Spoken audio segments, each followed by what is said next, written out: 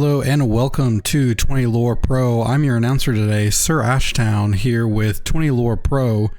We're excited to be here live at Milton's Collectibles here for their 2.5K tournament in Allen, Texas.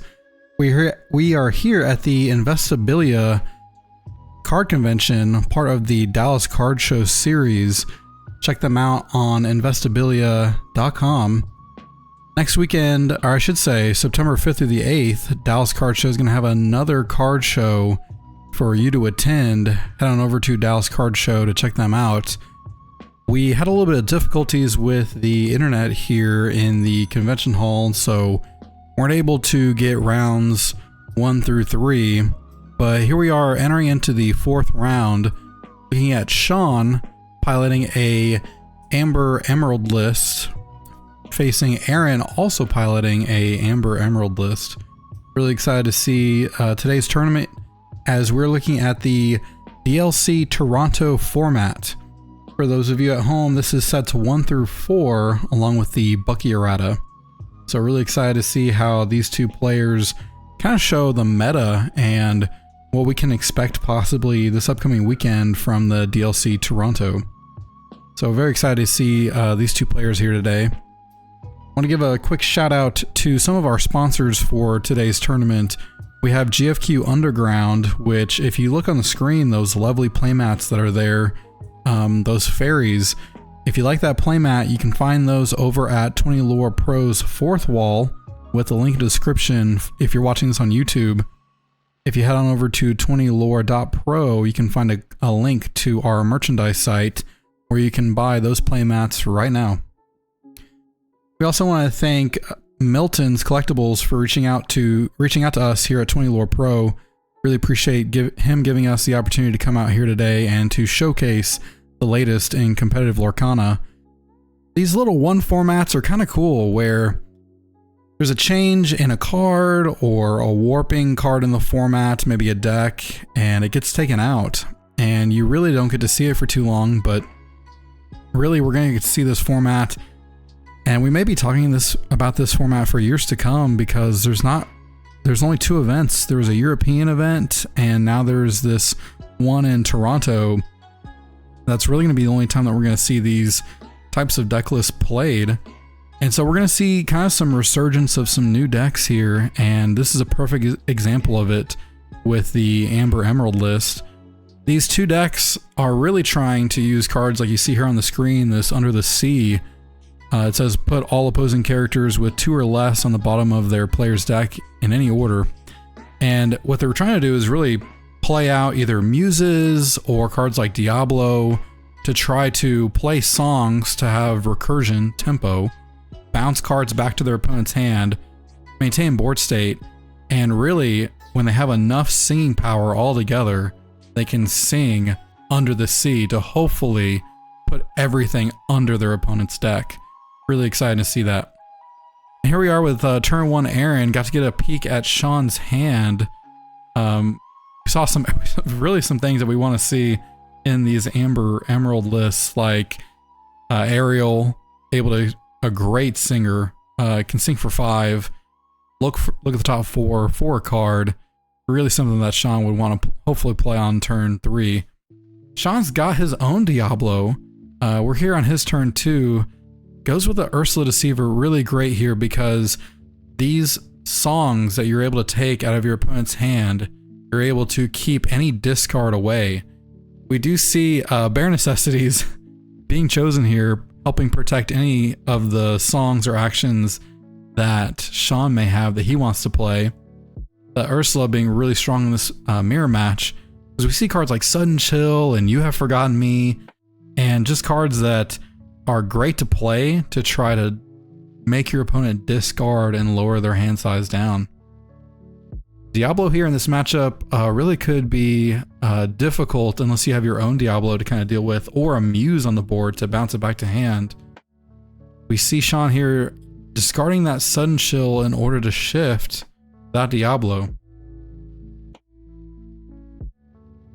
Choosing not to use it as a follow-up play to discard, and looks like he doesn't have a follow-up play to that and passes it back to Sean. Does draw off the top with that Diablo. But we do see that he's got an aerial, and I want to say that was World's Greatest Criminal Mind. Don't think that there's any great targets in this matchup between the mirror, between these two lists. Even Kita, like we saw in Aaron's hand, isn't going to be strong enough to be targeted by that. Here's Sean with an aerial. Does get a hit with a We Don't Talk About Bruno. Great card for aerial to sing, especially when you're able to make them discard afterwards and hopefully draw, especially off the Diablo trigger if you have one in play. Great way to use that World's Greatest Criminal Mind by discarding or by inking it. Here's an aerial. Looks like we got 2 hits here. A great hit for Aaron here, being able to use that Bare Necessities to target. Looks like he does sing it. And we did know that Sean did have that We Don't Talk About Bruno, but golly, there's an Under the Sea. Yeah, some good targets. 5 singer with the aerial. He's up to 7. Kind of scary when we know that aerial is at 2. There's those double Prince Johns. Yeah, pretty strong cards if he can get them on the board to start discarding. Does take the We Don't Talk About Bruno. Great choice here, because next turn, really, one of these Prince Johns coming down from Sean, followed up by any of those discard cards, would really help out Sean's hand. Under the Sea, kind of scary. Not quite there yet. We'll see what Aaron's able to do here. Maybe draw some more cards that have answers to this Under the Sea. Sean playing his own Diablo, passing it back. We see that Sean does have quite a few cards in his hand, and even with the Diablo in play, this is only going to help him even more. Not a great time to be playing that You Have Forgotten Me. Instead decides to dig with an aerial, finding his own Under the Sea. But really, you think almost in this mirror that whoever can cast it first really can get the win. But that may not be the case since they both have one. Really puts Sean back though, not able to play his own, losing his ability. Does ink the Kita. I think that would have been a strong follow-up play from this aerial, especially knowing you could sing with anything you do find.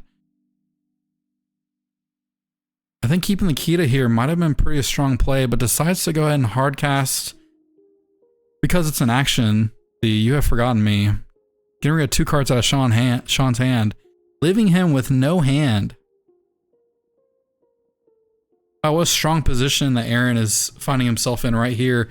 And Sean with a great top deck, the Muses. It can be kind of rough though if you want to bounce your opponent's aerials back to hand, giving them the ability to replay it. Sometimes if you have your own aerial, using the Muses to bounce your own aerial back to then replay it can be a very strong option in these types of lists. Here's Aaron playing his Prince John. Really strong plays here from Aaron. Really seems to be establishing a strong board state, even using the aerials to sing out, knowing that they could be targeted by that Muses. Didn't get a good look at what Sean had. Oh, an aerial. Wow, what a great draw. If he can find an Under the Sea here, this would be incredible. He's thinking about it. I think we saw an Under the Sea. No? Okay, maybe I'm mistaken, but there's a Bare Necessities no less. The aerial though, really we're seeing 5. We're seeing 8, so if he gets Under the Sea, he will be able to play it on Sean's side of the board. Not quite game yet, but really a great showing by Sean, really sticking it into the game, staying with it. There's a Cricky. Does get a song with the We Don't Talk About Bruno. Getting that trigger with the Muses, but a bounce back that Diablo on Aaron's side of the board, kind of keeping him from drawing too much and getting more ahead than he already is. Yeah, I think Sean's out here are going to be to find songs that allow him to draw with the Prince John and hopefully find an Under the Sea to kind of tuck away Aaron's side of the board. Now, Aaron here doesn't need to commit too far, knowing that he's already got a way really to keep questing. Sees that Daisy Duck. Daisy Duck is a discard. Not wanting him to draw cards off the Prince John to try to find options, Aaron plays You Have Forgotten Me, getting rid of that one Daisy Duck in Sean's hand. I think that was a great play in making sure that Sean isn't able to draw extra from the Prince John. I think we see a Paint the Roses red there in Aaron's hand. Man, with a Muse, that would be such a great target. Sean finding another card to use as a discard with We Don't Talk About Bruno. He will draw off of this discard. We'll see what he can hit from Aaron's hand here. 5 has to re-roll 2. Ooh, and he hits the Diablo. Goodness. What a great hit. Man, Sean really having some strong top decks here, staying in the game very well, and even able to bounce things now. Here's Akita, really giving Sean a great opening here to be able to quest out, knowing that all of Aaron's characters are going to have no or -3 to their willpower.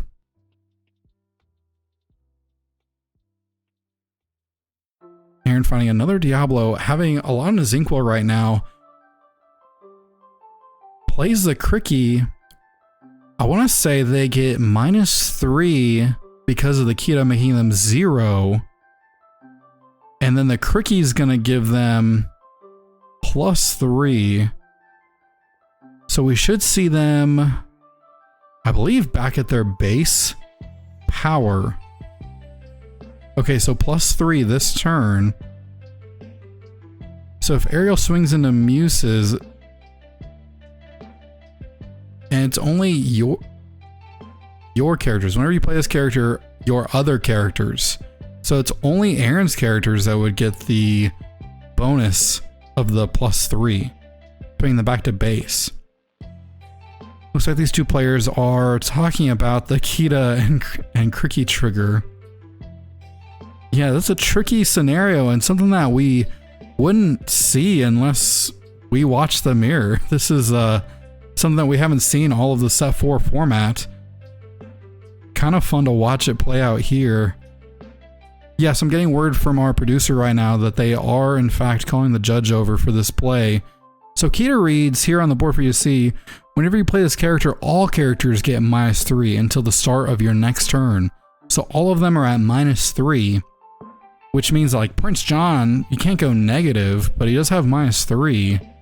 So he'd be at 0, and then you add... No, I see what's happening here. They're talking about how Cricky gives them +3. The -3 then negates it, putting them... should put them back at their base. We'll see what the judge says though. Tricky interaction here.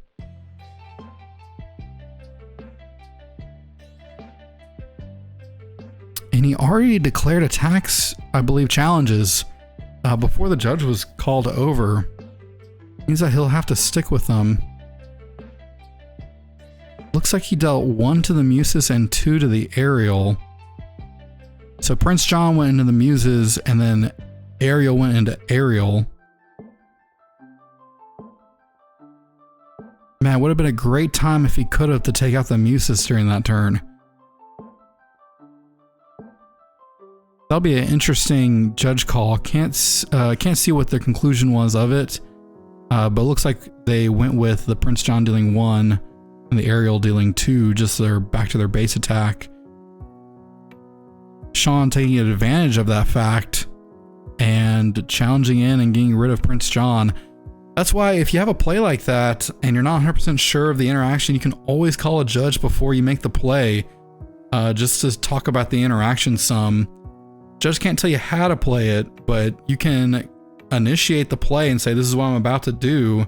see what the judge says. That way you're aware of it. And if you're ever in doubt and you know that this is the deck you're playing and you're worried about the mirror match, don't be afraid to talk to the judge before the tournament and ask them at DLC Toronto, how does the Cricky Kita interaction work? For those of you who are watching at home, go ahead and let us know in the chat. And if you're watching this on YouTube, let us know in the comments. That can be a huge, just game-changing play by having swung out before knowing how the interaction would play out. Because now Aaron's down a Prince John, a way for him to have drawn cards, and Sean, seemingly out of the game, is now back in with all these top decks that he's had. Having another Diablo, his own Prince John on the board, the Muses. Yeah, that makes a lot of sense for Aaron to use that Cricky to get rid of the Muses. You can't let that Muses really just take off and keep bouncing any of the characters that you may have in play. It prevents you from being able to restabilize and get back into this board. Kita cleaning up the Cricky. Yeah, we are at 7-4. That Under the Sea really set Sean back, but look at his top decks. I mean, they have just been amazing. What you want to see.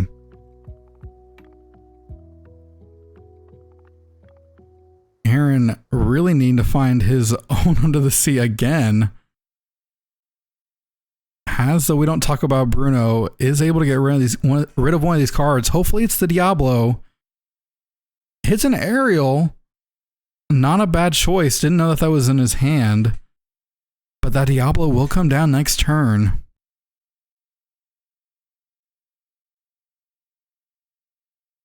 Here's Aaron with a Kita protecting Ariel on Aaron's side of the board. If he's got another song in his hand, Ariel's a great choice there. There's that Prince John. We're going to see the Diablo played again. Another. We don't talk about Bruno from Sean's side of the board. Oh my goodness. Really finding just everything he needs this matchup. Gets rid of the Kita.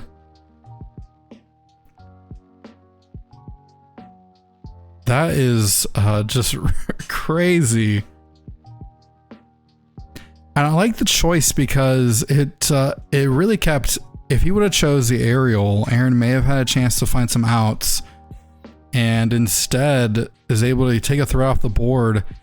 And I mean, it looks like Aaron's frustrated at this point, which I don't blame him because of all of these top decks that Sean's had. Really getting him back in the game, having the cards that he needs. Double Prince Johns on the board, drawing twice off of the discard from We Don't Talk About Bruno. Really, Sean is back in this game and with his hand in a lot of control, I would say, because even if Aaron is able to get off a Under the Sea, it's not going to be, I think, enough to get him back in. But we'll see. Just like Sean, he never gave up despite that Under the Sea. Aaron sticking to it. Gotta play to all your outs.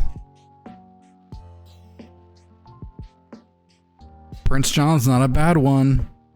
Really gives him the opportunity to try to draw more. No cards currently in his hand. Here's a Mother's Knows Best. Maybe follow up. Oh, by a Daisy discarding. Drawn twice with Prince John. Yeah, these Prince Johns are really going to help Sean take away the game here, allowing him to draw 2 cards a turn. Even just one is pretty brutal if you're able to get off multiple discards. Yeah, we're seeing this Amber Emerald deck really doing what it wants to do. Playing Prince Johns, drawing with Diablo, and discarding. We want to draw as many cards as we can. Playing cards like Daisy Duck right here that we see. Not a very, I would say, strong necessarily ability, but in the build of this list, very vital when you have these Prince Johns looking for those types of discard abilities. Sean able to get rid of Aaron's Prince John. Here's a Cricky, might as well get a character that's able to quest for 3, try to really take away this game as quick as he can, even with an Under the Sea here, going up to 16. I think we see the writing on the wall. And Aaron sees it too and goes ahead and scoops it up going into game 2. I think I was mistaken at the beginning of this game. I think Sean let us off and didn't have a turn 1 play to Aaron's turn 1 Diablo. Aaron will be on the play here in game 2. And I mean, just talk about the comeback there. Sean did not give up when all of his characters were put under the deck from Under the Sea, and used all of his top decks to his advantage, getting the cards that he needed exactly at the right time in order to not only come back into that game, but then win the game. What an impressive show by Sean, and it really just shows us that we should never give up when we think that we're behind. Knowing your deck, knowing all the outs, knowing all the ways in which you can come back, and your percentages based on how many cards have been played, cards in the discard, cards in your hand and in the inkwell, all those things are so important to track and to keep in mind, as Sean knew what he needed, and luckily for him, drew it. I've talked to so many competitive players from interviews and at these DLCs, and some days you run hot and some days it's just not your day. But as we're getting here into game 2, we just want to thank again Milton's Collectibles for hosting this 2.5K Lorcana tournament. This is a set 1 through 4 with the Buckey errata, the same format that we're going to see at DLC Toronto. We want to thank Milton's Collectibles for hosting today's Lorcana tournament and for inviting us out. Again, I'm SirAshtown, your announcer for today's event. Backstage, we have Luxac as our producer for today's tournament. Luxac is a huge part of Nexus Esports in Waco, Texas. If you're ever in the Waco area, head on over to Nexus for any type of esports and trading card games.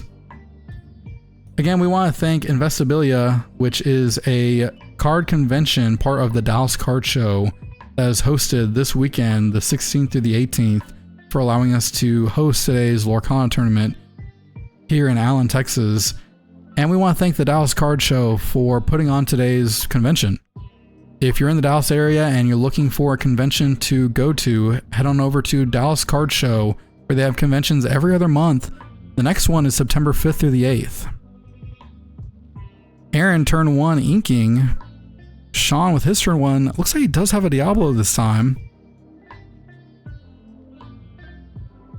The Muses, Prince John, Ariel's, Sudden Chill. Some good cards. Paint the Roses red. Looks like he drew another Muses. I forget that character's name. The snake from Robin Hood. Mr. Hiss? 3-1, I believe, with evasive. Sir Hiss, not Mr. Hiss. Yes, he is a 3-1 with evasive. And again, we also want to thank GFQ Underground for the playmats that you're seeing here on the screen. If you really like those playmats, or if you have a custom art design that you'd like, head on over to gfqunderground.com. If you like these specific mats, head on over to 20lore.pro, where you can find a link to our 4th wall where you can get your playmat today.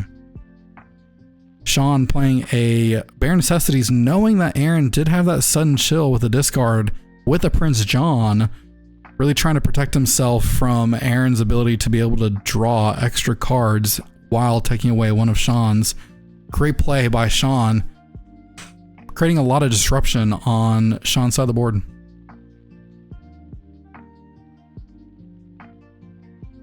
Let's see if Aaron can get a hit off this aerial.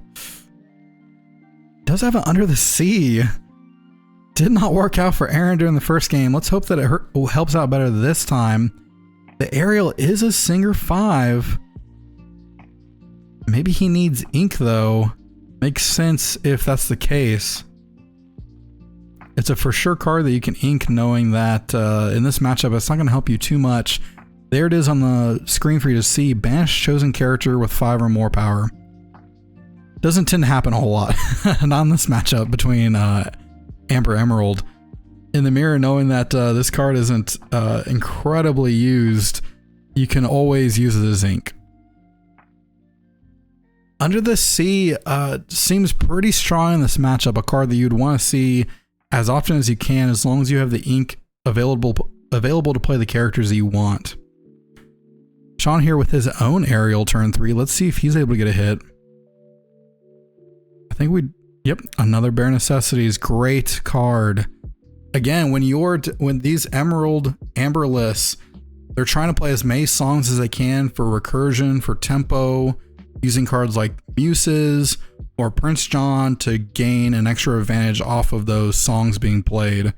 So if Prince John's on the board, you're able to discard with like Sudden Chill or a Daisy, you're gonna get more draw. If you have a Muses on the board, you're able to use any of your songs, which are normally very low cost, to then bounce another character on your opponent's side of the board or your own. And if you need like an aerial or something to find more songs to kind of keep that tempo going. And there's the Muses, just like I was talking about on Aaron's side of the board. The aerial, if he's able to recur it, could find more songs and cause more tempo. Aerial on your opponent's side of the board not being the best target, but sometimes is the target you need in order to make sure that you're able to get ahead, especially at the end of a match where you need extra lore.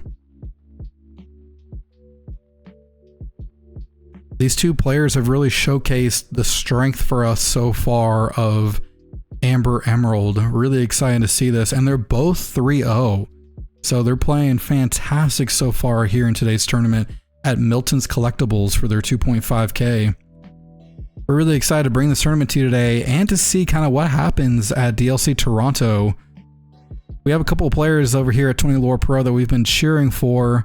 But really excited to just see kind of how this format plays out, and we're seeing it here live today.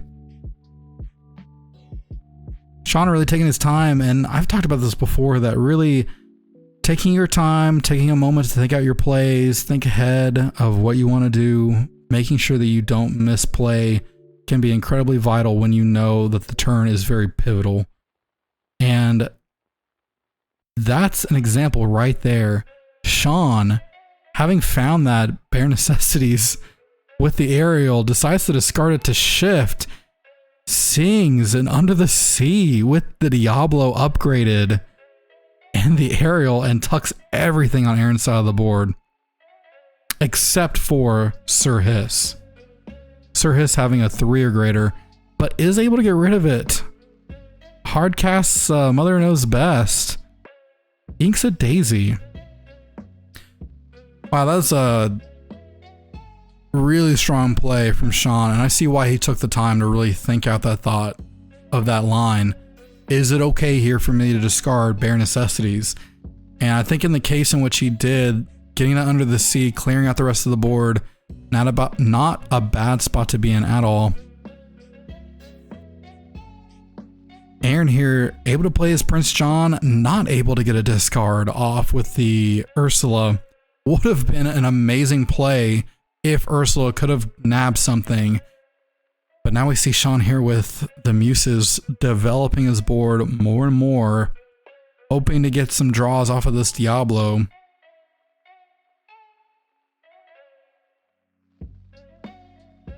Sean and Aaron drawing. Does a double play of Sir Hiss and Diablo, emptying his hand.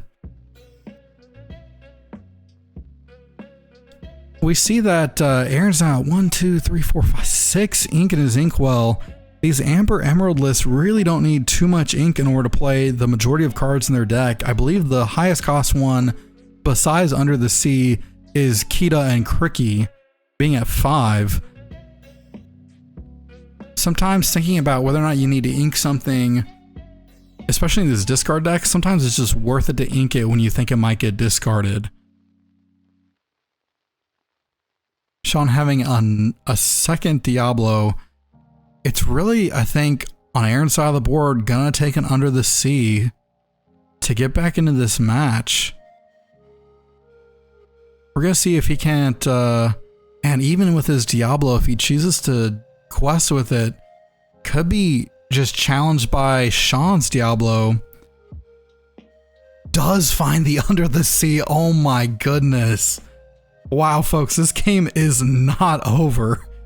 Sean's still got a hand compared to Aaron not having one, but now Aaron's got a full board with all of his characters. I'm sorry, Sean does have a full grip of cards left. This is still anyone's game, but oh my goodness, the top deck from Aaron. I mean, talk about what he needed to try to get back into this game. Sean's gonna have to redevelop. Looks like he might have maybe a Muset. Does have a Daisy Duck to discard his only card. This Diablo is really gonna help out Aaron here to try to really develop his hand again. 3-3, 2 cards in Sean's hand. Talk about going into the top deck between this mirror match. Really, these draws matter so much. Sean having an aerial though. This Daisy Duck could be a great singer for whatever Ariel's able to find maybe next turn. Does draw off of the Diablo. And cannot forget Aaron, great play. Able to use Sir Hiss with the evasive, not worrying too much. Sean hits a sudden chill. Will be able to hard cast if he wants to get rid of this last card in Aaron's hand. Oh my goodness. Sean has another Under the Sea. Oh my goodness. This is a really big swing, and he can decide to do it whenever he wants. And Aaron had the bare necessities off the draw from the Diablo. The thing he could have used to get rid of that Under the Sea isn't now able to. He's seeing if he wants to sing this sudden chill. Does decide to. Gets a draw. Decided to conserve his ink just in case he found something. Wow, this Under the Sea from Sean is gonna be huge. No cards in Aaron's hand. We'll have one after this draw. And just like that, with all the cards in Sean's hand, is able to get back into the match. There's the Under the Sea. Gets rid of everything but those Sir Hisses, only at 6 lore. Oh my goodness, this has been a game. What an example of the power of Amber Emerald. Really utilizing these songs like Under the Sea to get completely back into the game. If you're playing opponents that have low cost characters or 2 or less, even if they have great abilities, you can really just take away the game.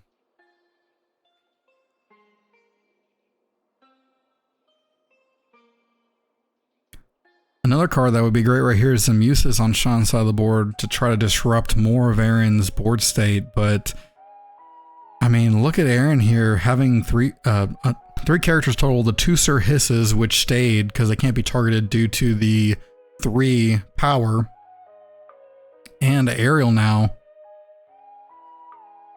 There's the Sir Hiss there on the screen for you to see. The 3/1 evasive is going to gain Aaron lore every time, and is ready to take out any Diablo that Sean plays. Okay, here's Sean with his own Sir Hiss, putting up a little bit of pressure on Aaron's side of the board from his questing. Here's some great challenges. Oh, we see an Under the Sea from Aaron's side of the board. I almost missed it. I was thinking about the Kita. Wow. Did not need a challenge. Was able to quest. I think we missed the quests though. No, he sang with them. I'm so sorry. He sang with the Sir Hisses and the Ariel. Yeah, that was so quick. Yeah, the Under the Sea really putting Aaron back into the game. Up to 13. Sean, no cards in hand.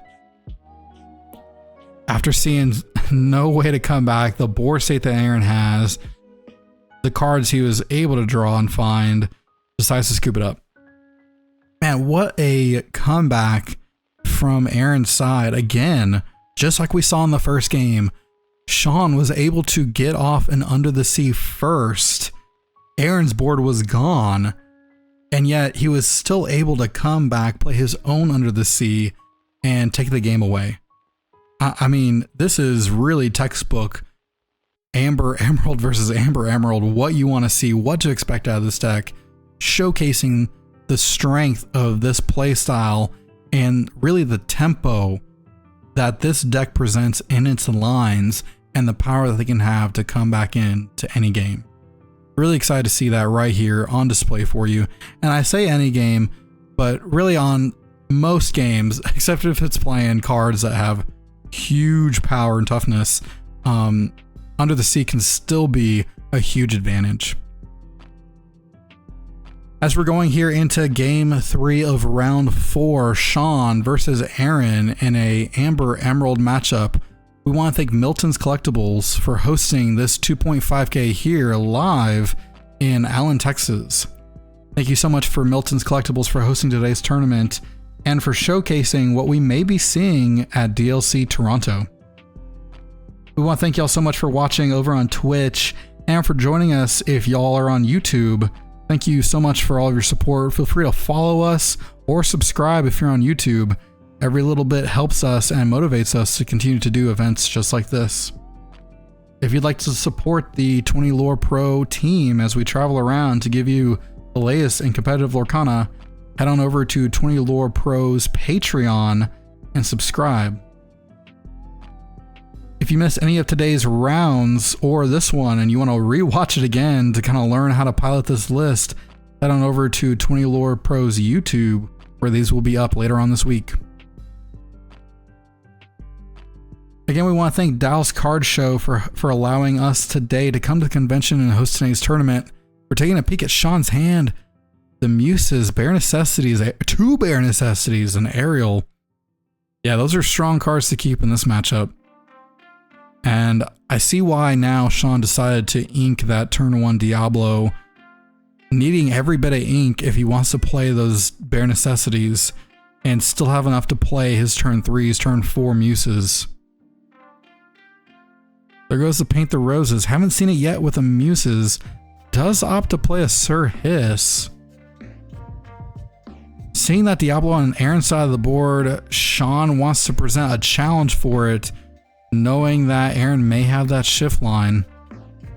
And here's a Cove. We haven't seen a Cove played yet this match. When you have a Sir Hiss that presents 3 attack, not quite needed at this time, and Aaron agrees, opting to play an Ursula. Wow, getting one of those Bare Necessities. Aaron, knowing that he had 2, is able to get rid of 1. There is the shift, discarding his own Bare Necessities. Oh, he sings the Bare Necessities. Discard his own Paint the Roses red. Wow, and Aaron is able to get rid of both Bare Necessities here. Huge tempo play. Cards that Sean for certainly wanted to play. Not able to.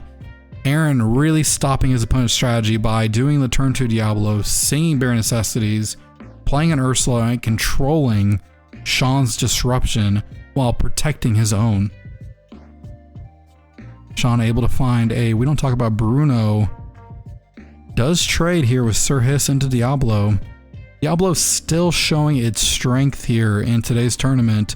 Even though it's not paired with a Buckey, it is still able to be a huge play, drawing Aaron the cards that he needs. Sean knowing that, taking it out with his Sir Hiss.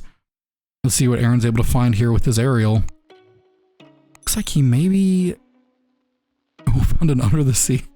Opt for the Sudden Chill. That's the second time that we've seen Aaron not go for a big Under the Sea. Right now, Sean, 3 cards in hand. He knows what they are. He knows he's got the Muses, the Daisy. Instead of taking the Under the Sea, which makes complete sense to pass up, lowering Sean's hand. I think it's a great strategy here, making Sean have to play with the little resources that he does have.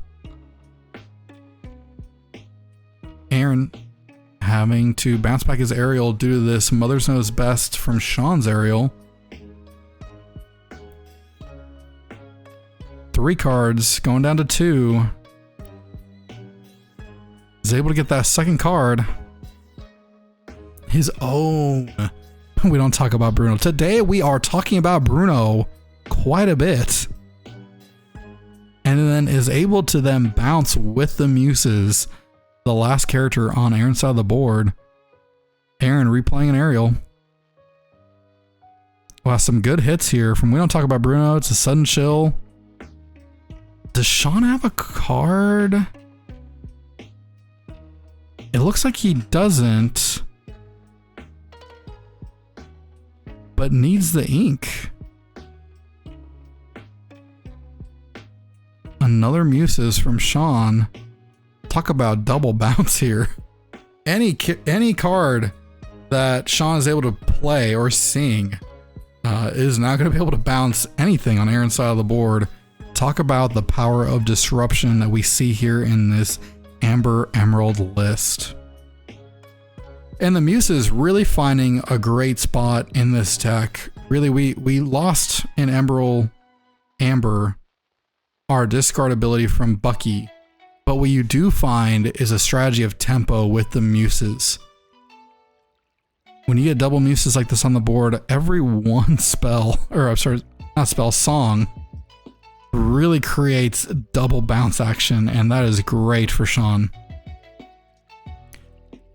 Is able to get rid of completely Sean's aerial, knowing that having 2 on the board, there's not a whole lot Aaron can do by just getting rid of 1. Getting rid of a Singer 5 is a great option too. Wow, another Bare Necessity. I think that's 2 right now for Aaron. Not what he wants to see right now. There's an Ursula. Talk about all the hand disruption that he's got, but nothing on Sean's hand to disrupt.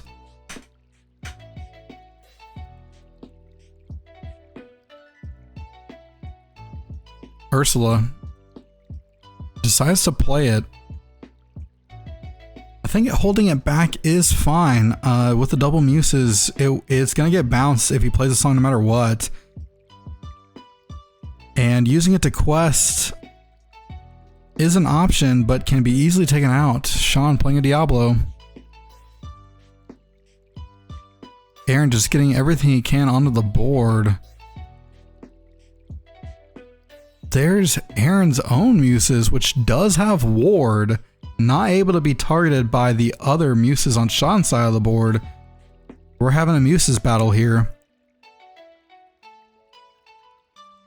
There's that the Muses up on the board for you to see. It has Ward, and whenever you play a song, you may return chosen character with 2 or less to their player's hand. Both players having their own Muses, able to hopefully on Aaron's side of the board clean up this Diablo that's just drawing extra for Sean. We know he's got Bare Necessities. That is a song. Ooh, and we get a Prince John, hoping he gets a hit. Great use of that Ursula to sing. Sean revealing his own Ursula, not getting, this is the second time this match that we've seen Aaron not get a hit while looking at 1 card in Sean's hand that he needs for that Prince John. Aaron able to bounce that Diablo back to hand due to Muses, keeping Sean off that draw ability, forcing him to have to replay it if he wants to.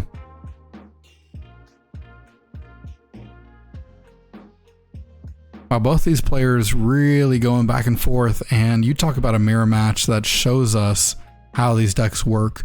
This match has really shown us the power of Amber Emerald. We don't talk about Bruno on Sean's side. I think he's got just enough in his inkwell to play it too. 1, 2, yep, 5.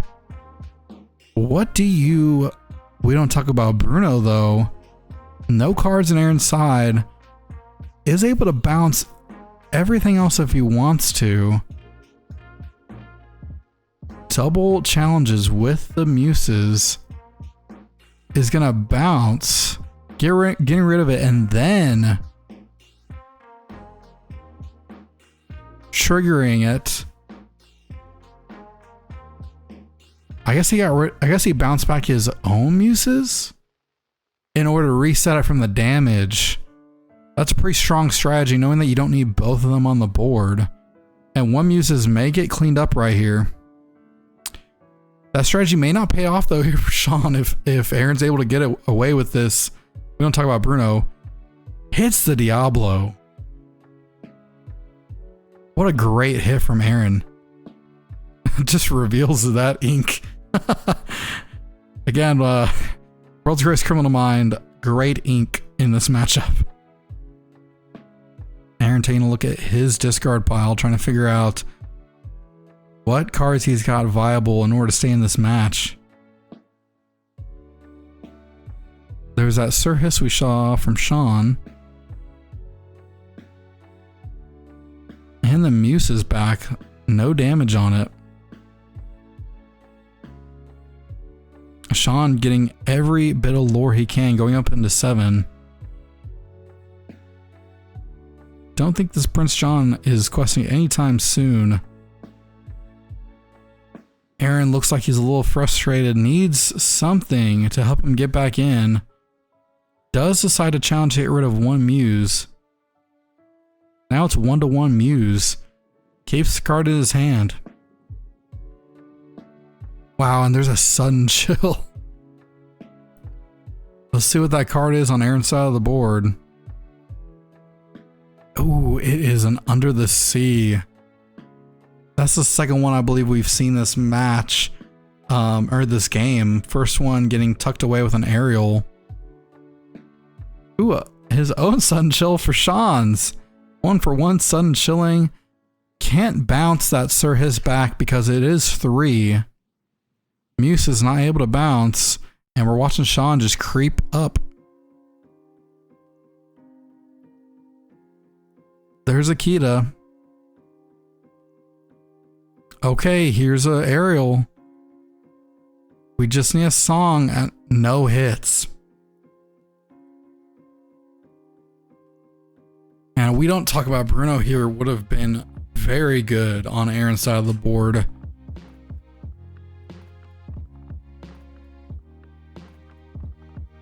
Does have Under the Sea. Wow, talk about a top deck. And that is the match. Just not having any characters on the board, no cards in hand. Aaron not having a way to come back before Sean could get up to 20 lore, is able to take away this match here in round 4. Sean is our winner. Congratulations to Sean. We want to thank our competitors today so much for coming out and playing in today's tournament, and for Sean and Aaron for being willing to play on the feature match here in today's tournament. Thank you, the viewers at home who are enjoying this live on Twitch. If you miss this round or any of the other rounds, head on over to 20 Lore Pro's YouTube, and you can find those later on this week. Again, we want to thank Milton's Collectibles for hosting today's 2.5K Lorcana tournament and for inviting 20 Lore Pro out today. We'll see y'all in the next round.